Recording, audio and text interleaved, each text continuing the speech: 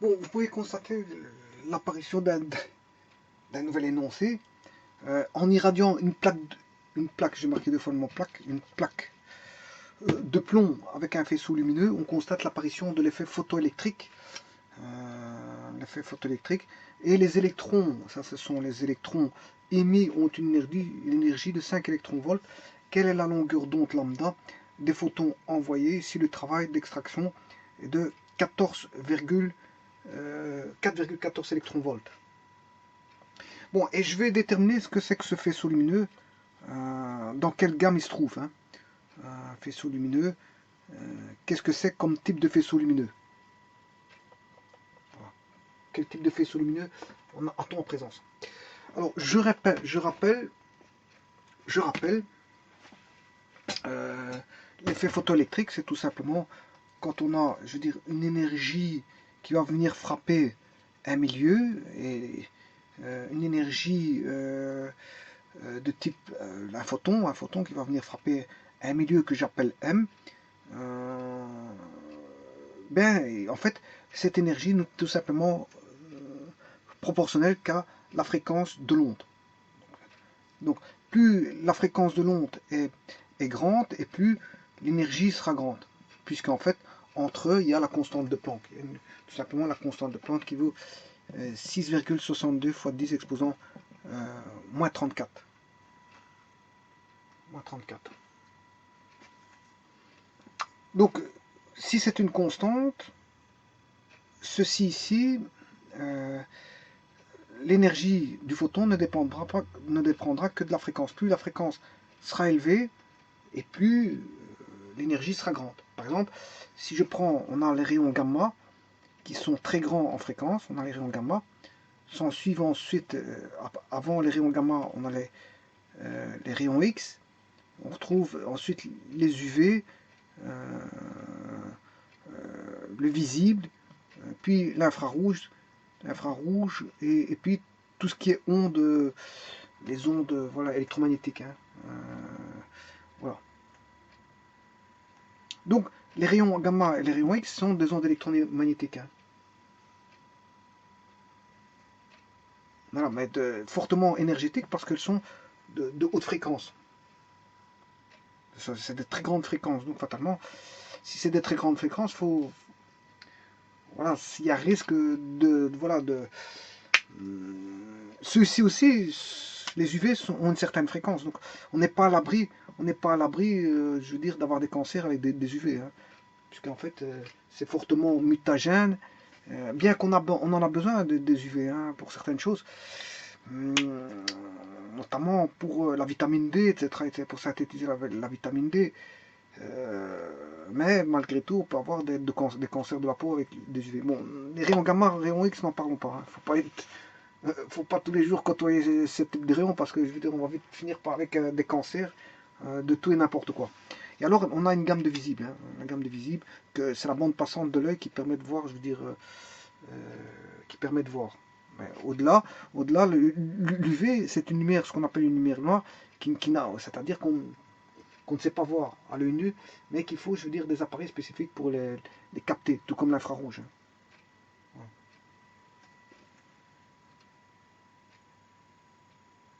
Alors, c'est un Allemand qui s'appelle Ritter qui a le premier découvert, je veux dire, les UV, si pour vous parler des UV, mais voilà, à l'aide du chlorure d'argent. Mais ça, c'est une toute autre histoire. Moi, ce que je vais faire, c'est de calculer, tout d'abord, l'effet photoélectrique. Qu'est-ce que c'est? Donc, plus la fréquence est grande, je vous rappelle que la fréquence, la fréquence, c'est l'inverse d'une période. Et qu'on sait bien que l'espace, c'est la vitesse fois la vitesse, c'est un espace sur un temps. Voilà. Alors, si je prends que le temps, c'est une période, eh bien, l'espace parcouru, c'est ce qu'on appelle la longueur d'onde. Voilà. Et la vitesse de l'onde électromagnétique sera une célérité, c'est proche de la vitesse de la lumière. Donc, j'aurai lambda égale c fois t. Voilà, c fois t, ou plutôt lambda nu, nu étant la fréquence, est égal à c. Donc, ça veut dire que lambda égale à c sur nu. Ça veut dire que longueur d'onde et fréquence sont inversement proportionnelles. C'est-à-dire que quand, et encore, à une constante qui est la vitesse de la lumière, hein, la célérité de l'onde. Donc ici, si la fréquence augmente par là, c'est que la longueur d'onde diminue par là. Mais si vous mettez dans une échelle les fréquences dans ce sens-ci, ici je les mets dans le sens comme ceci, parce que les rayons gamma peuvent aller jusqu'à l'hexahertz, hein, 10 exposant 23, 10 exposant 20, au-delà de 10 exposant 20 les rayons gamma, hein. Au-delà de 10 exposant 20, c'est très grand, hein. Ouais, d'ailleurs on retrouve sa limite, la limite ici au niveau des rayons gamma. Après on ne sait plus dépasser que ces fréquences là-bas, hein. Les fréquences là-bas on ne sait plus les dépasser. Voilà, on a une limite de fréquence, alors que là la limite ici vaut 0 Hz. Là, et là-bas on tend vers l'infini si vous voulez. Voilà. Si l'échelle est mise comme ça, de 0 à l'infini, ben, la longueur d'onde sera comme ceci. Si on augmente ici, la longueur d'onde va diminuer comme ça. Mais maintenant, si vous mettez les infrarouges à gauche, les visibles, si vous mettez tout, vous retournez tout, ça veut dire qu'on va aller de 0 à l'infini en fréquence, mais en longueur d'onde, on va aller, c'est inversement proportionnel, en longueur d'onde, on va aller. Donc regardez bien les sens des flèches que vous avez quand vous regardez un graphique, hein, concernant les ondes. Voilà, bon, ici, je vous rappelle que quand la plus est énergétique, c'est du fait qu'on a une onde hautement, une onde avec des fréquences très élevées. Alors maintenant, si j'ai une onde qui va frapper un milieu matériel, bien il y a ce qu'on appelle le milieu, enfin on a l'effet photoélectrique. L'effet photoélectrique, je vous rappelle que on aura la décomposition en une lumière, hein, une possible lumière que je vais appeler EP', qui est égale à H, toujours la constante de 1 fois nu', qui est une fréquence. Nu, qui est une fréquence. Et je rappelle qu'ici, bon, là on a un angle de déviation, phi, et là aussi j'aurai un angle de déviation, phi. Voilà. Et là, j'aurai l'électron, donc ça c'est corpusculaire, alors que là c'est du rayonnement. Donc, quand on vient frapper, je veux dire, un milieu bien précis, il va se passer comment on appelle ça, le phénomène de photoélectrique.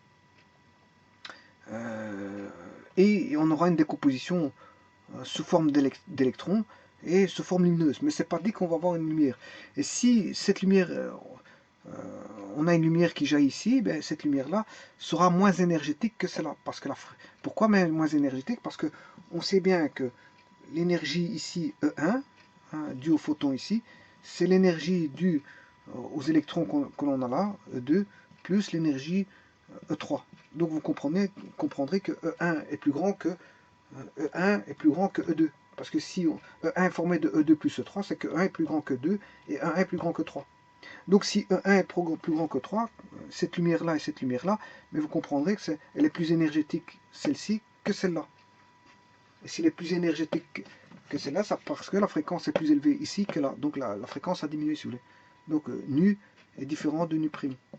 Voilà, avec nu qui est plus grand que nu'.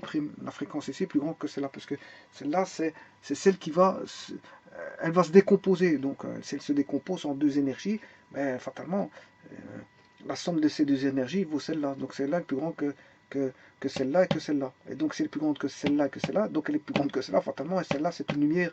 Donc c'est une lumière moins énergétique que celle-là. Et si elle est moins énergétique, c'est dû à ce que la fréquence a diminué. Parce que l'énergie dépend de la fréquence, puisque H étant la constante de Planck.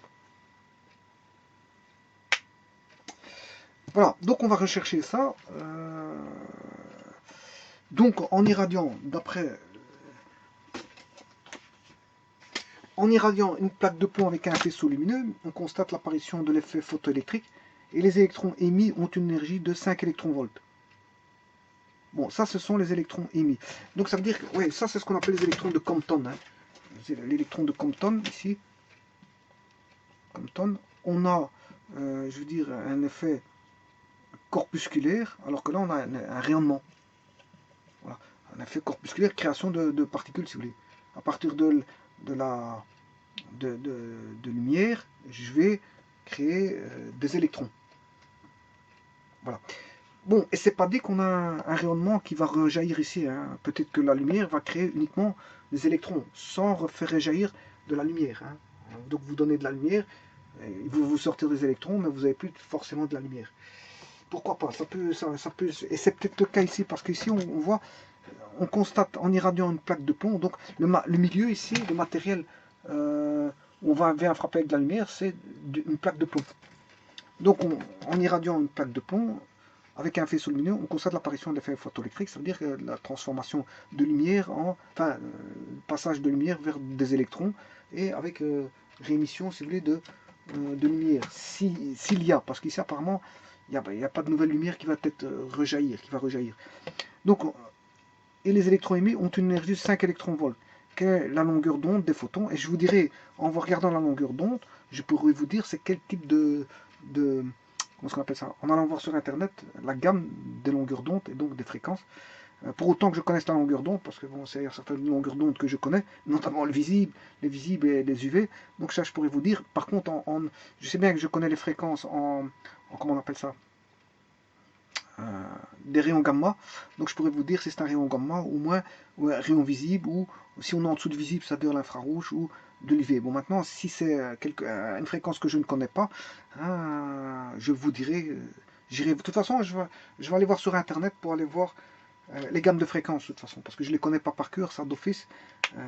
Mais je sais bien qu'il y a les rayons, comment on appelle ça, gamma, qui sont les plus éloignés en fréquence. Ensuite, les rayons X, ensuite toute la gamme des UV, parce qu'il y a toute une gamme d'UV, il y a beaucoup d'UV, hein. Il y a UVA, UVB, XUV, UVA1, UVA2, donc la gamme de UV, elle est décomposée, voilà. Ensuite, il y a tout le visible, avec les différentes couleurs qu'on peut avoir dans le visible, différentes couleurs du visible, et ensuite, après, en dessous, on a l'infrarouge. Et après, toutes les ondes électromagnétiques, voilà, la HF, la BF, etc. Tralali, tralala. Voilà. Donc, ce qu'on retrouvait en télévision, l'UHF, Ultra High Frequency. Hein, c'est ce qu'on retrouvait en télévision, voilà, l'UHF et la VHF, voilà. Very High Frequency et Ultra High Frequency, voilà, en télévision, il y avait les gammes de fréquences là, UHF, VHF qui étaient utilisées, voilà, en télévision. Voilà. Alors, bien sûr, voilà, quand on est en analogique, hein, quand c'était de l'analogique, parce que quand on est en numérique, fatalement, c'est des autres types de signaux. Enfin bref, ici, je vais rechercher la longueur d'onde et je vous dirai dans quel domaine ça appartient. Bon, si je ne le sais pas, j'irai voir sur internet, c'est pas un problème. Bon, maintenant, on va regarder après ça. Donc, en irradiant une plaque de plomb, je vais faire le dessin.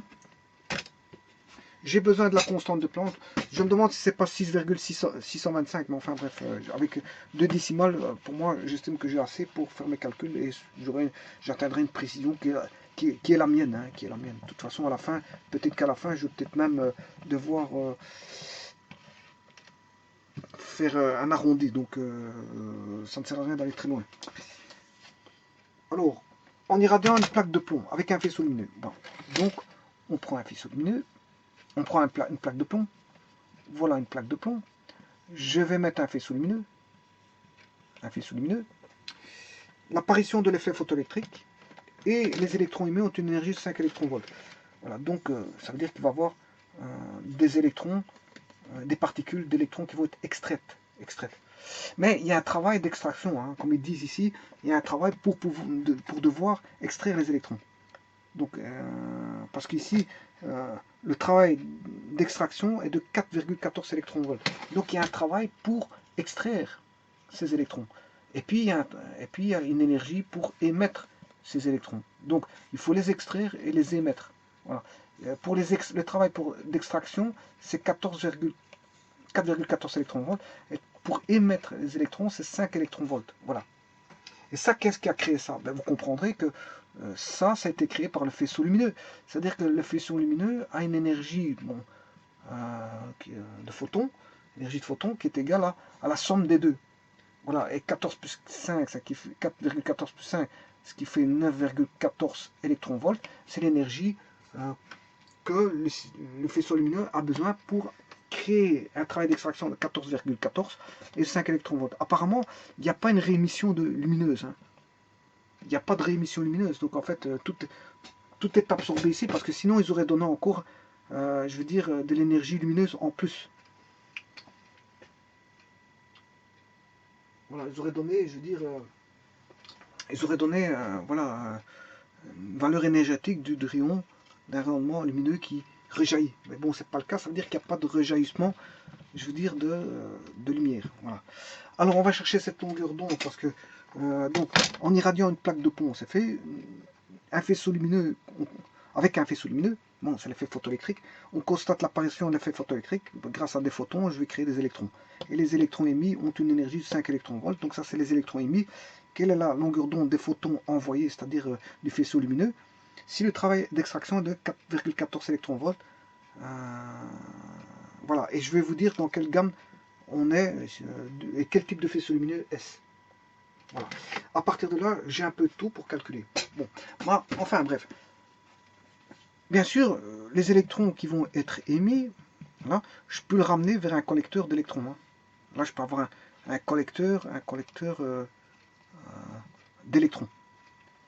Donc, si vous voulez, j'aurai une anode, une espèce d'anode, de cathode. Hein. Les électrons vont être attirés par un collecteur.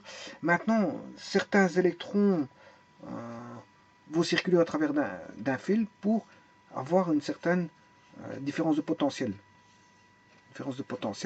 Et pour faire circuler, si vous voulez, un courant. On peut avoir l'apparition d'un courant électrique grâce à la lumière. Grâce à la lumière, je peux avoir un courant électrique.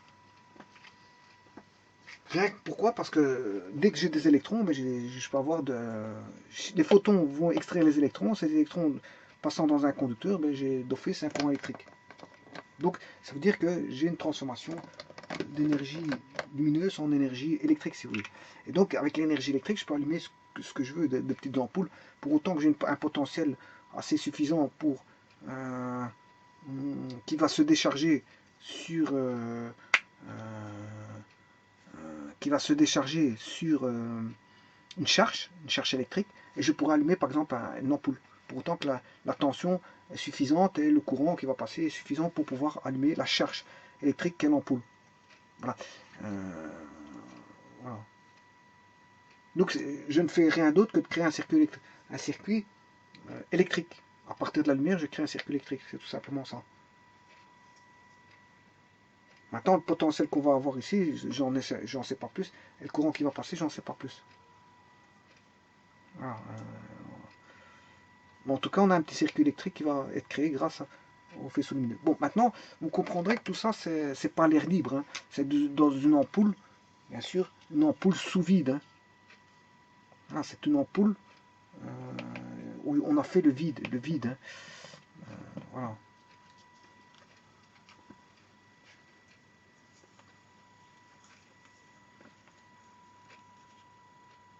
Bon, on va calculer ceci. Alors, quel type de faisceau lumineux est-ce? Je n'en sais pas plus, c'est mon calcul qui va me dire qu'est-ce que c'est comme type de faisceau lumineux. Bien sûr, en allant regarder la gamme sur Internet, hein. Si je ne la connais pas. Ici, bon,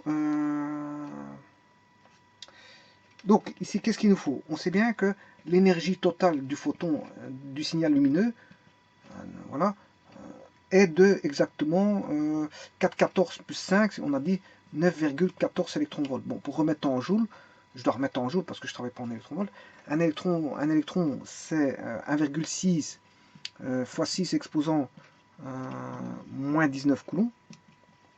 Voilà, et si je fais les 9,14 fois 1,6, j'ai la valeur énergétique, si vous voulez, en joules. Donc c'est pour passer des électronvolts aux joules. Alors, là, c'est l'énergie du signal lumineux. Or, l'énergie du signal lumineux, il vaut H nu. H nu. Et alors, on a dit tout à l'heure que lambda, c'est C sur nu. C sur nu. Mais le nu, je peux le trouver comment? Mais le nu, il vaut l'énergie ici, de la partie, enfin des photons divisé par la constante de Planck. Et j'aurai la fréquence. Une fois que j'ai la fréquence, je peux calculer la longueur d'onde. Donc, c'est la vitesse de l'onde qui a 300 000 km à la seconde, ce qui fait 300 millions de mètres à la seconde divisé par la fréquence que je vais retrouver ici. Ça, c'est delta. Attention que ne pas confondre delta et nu. Ici, quand je suis en train de marquer, c'est delta, mais en fait, c'est nu. C'est une espèce d'arrondi ici.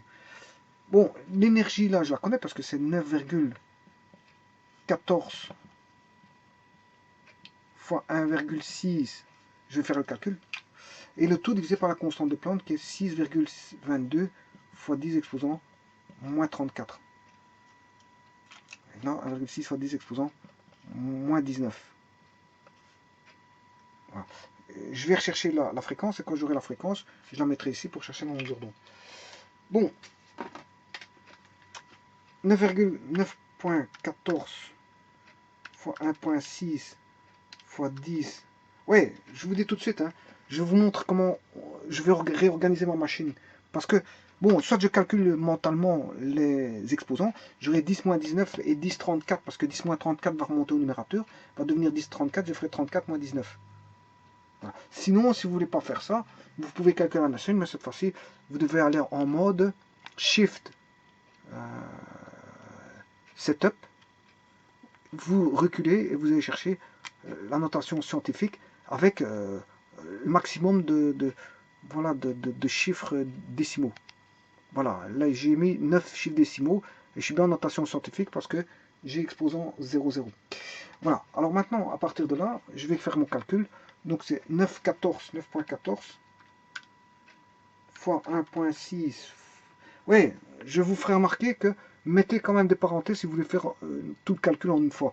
Donc c'est ce qui veut dire que vous mettez 9,14 fois 1,6 fois 10 exposant moins 19, fermez parenthèse pour fermer la parenthèse ici, et vous refermez la parenthèse comme ceci, divisé par ouverture de la parenthèse, et là je vais remettre directement la constante de Planck, 6,22 fois 10 exposant moins 34, fermez parenthèse et refermez parenthèse, ce qui va me donner voilà, une fréquence de 2,35 11 fois 10 moins 15. Fois 10, 15, pardon. Donc à partir de la fréquence là, je peux vous dire qu'est-ce que c'est. Hein. Voilà, 2,35. Pour moi, c'est des UV. C'est des UV. Parce que c'est du 10 exposant 15 Hertz. C'est des UV. Bon, maintenant, je vais aller voir un tableau qui est en nanomètres. Donc, je vais plutôt placer...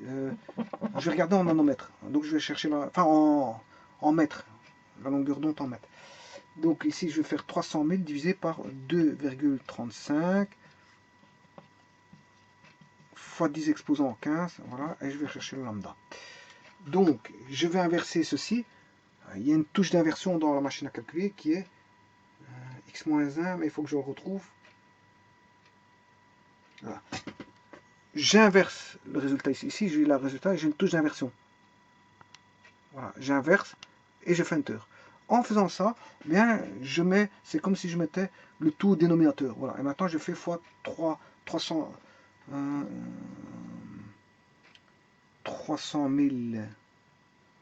km. 1, 2, 3, 4, 5, 6, 7, 8, 9. Fois 300 000. Je vais faire fois 300 000. 1, 2, 3. 300 000. Ici, j'ai une petite erreur. J'ai 300 000 km. Donc, fatalement, je dois avoir 1, 2, 3, 4, 5, 6, 7, 8, 8, 0. Voilà. Donc, 300, 1, 2, 3, 4, 5, 6, 7, 8, 0. Voilà. Je fais ceci. Je multiplie les deux résultats. L'inverse de l'un par rapport à l'autre. Et j'obtiens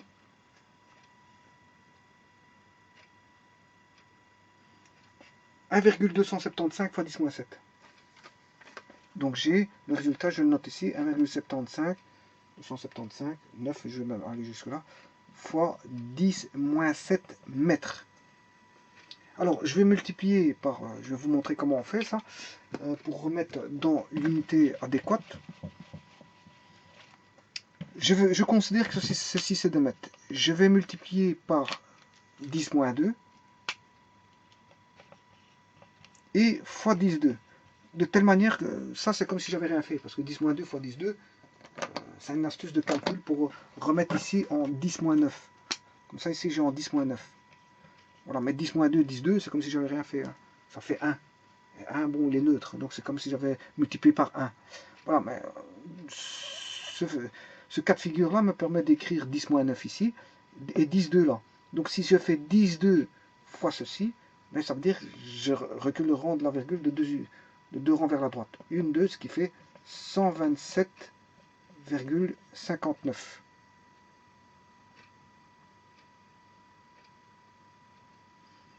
Bon, je vais recontrôler mes trucs, mais en fait, parce que j'ai l'impression que 127, 10, 15. Je vais aller recontrôler la constante de Planck si elle fait bien ça. Sur internet. Euh,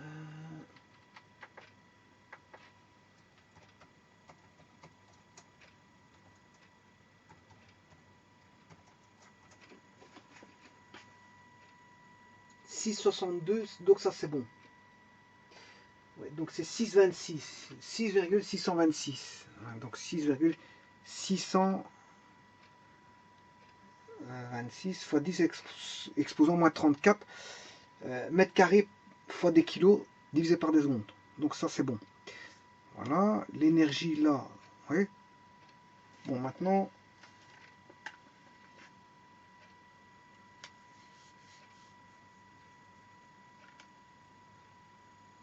je vais recommencer le calcul ici. 9, on avait 4,14 plus 5, c'est ce qui fait 9,14 fois 1,6 fois 10 exposant à 19. Voilà. Je vais diviser par la constante de Planck, 6,620. Ah oui, oui, l'erreur elle est là. Si j'ai une erreur, parce que la constante de Planck c'est 6,626. Donc 6,620. Je vais mettre 626, hein, comme je viens de trouver sur internet.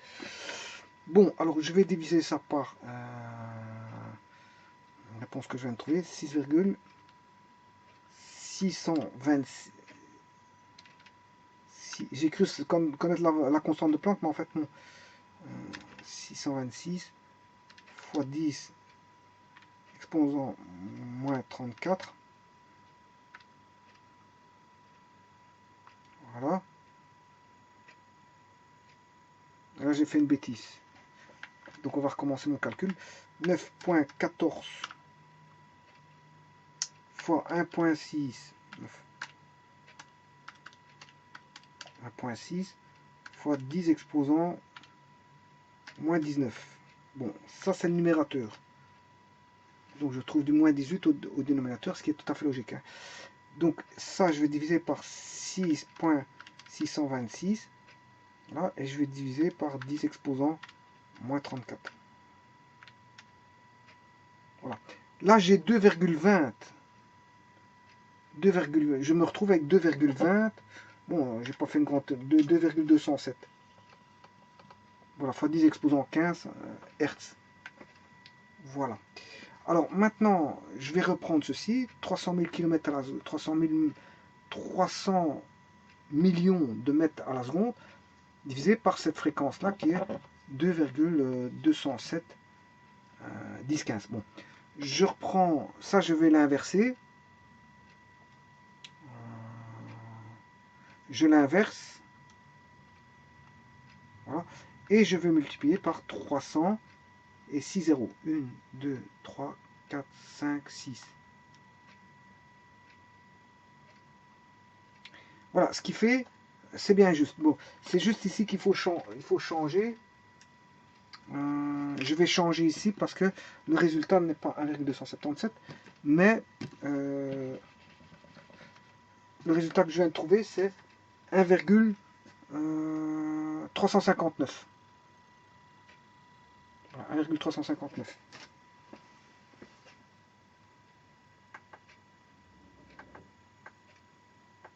Voilà. Donc je vais noter 1,359. 359. Voilà, ça va même jusque... Après, il y a 2 et il y a encore 7. Je mettrai pour m'arrêter ici. Si après le 2, il y a 7, donc je mettrai 3 ici pour m'arrêter.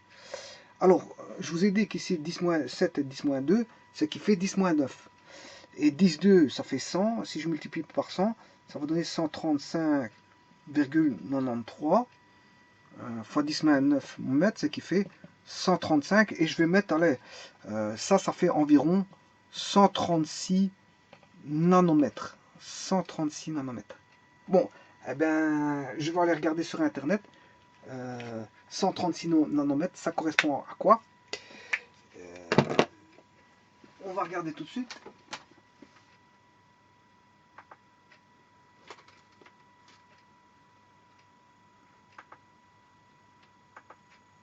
Alors, je vous explique ici, donc, comme je vous l'ai dit, on a, d'après Internet, donc j'ai 136 nanomètres, hein, avec une fréquence de 10-15, 2,2 fois 10-15. 2,2 fois, ça correspond à 2,2 fois 10 exposants 15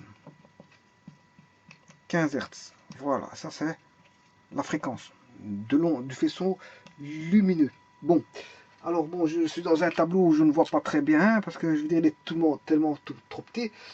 Bon, je vous avais bien dit tout à l'heure que j'avais bien les rayons gamma ici, donc c'est bien ça. Ensuite, j'ai les rayons X. Voilà, j'ai les rayons X. Ensuite, j'ai les UV. Ouais, comme je vous avais dit tout à l'heure, c'était bon. Mais le problème, c'est que j'ai les X UV, les VUV, VUV, hein, VUV, les UVC, UVC. Ensuite, je vous avais dit tout à l'heure qu'il y avait toute une gamme d'UV, ça, bon, UV, les UVA, ah non, j'ai oublié les UV, j'ai UVC, ouais, UVB, UVA, mais dans les UVA, j'ai les UVA 1 et les UVA 2. Alors maintenant, je vais regarder la fréquence de 136. 136.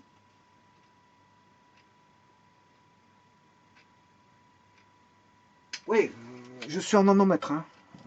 Je suis en nanomètres. Donc, faites attention à ça.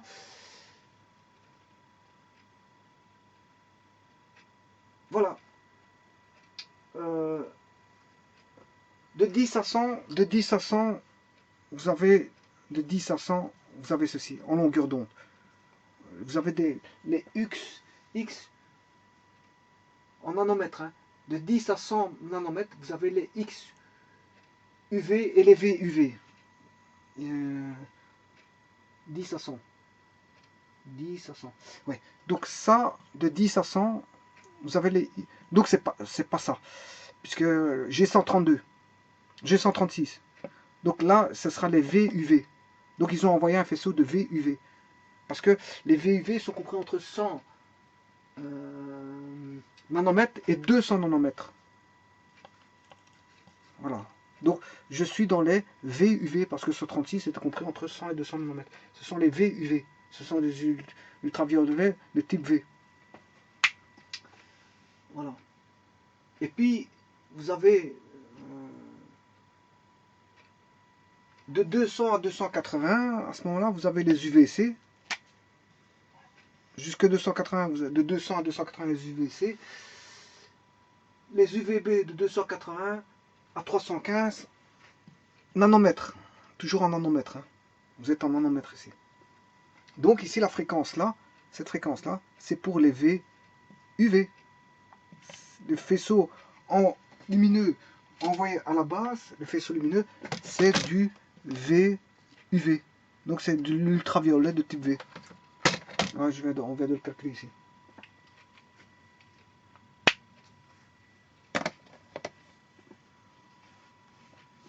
Voilà. Bon, les ultraviolets, ça fait beaucoup de choses, hein, énormément de choses, que ce soit dans la nature Mais trop d'ultraviolet, c'est pas bon, parce que c'est cancérigène. Mais on en a besoin pour la synthétiser, la vitamine D, et pour beaucoup d'autres choses bon, qui n'est pas nécessaire d'expliciter ici. Voilà. Je vous remercie.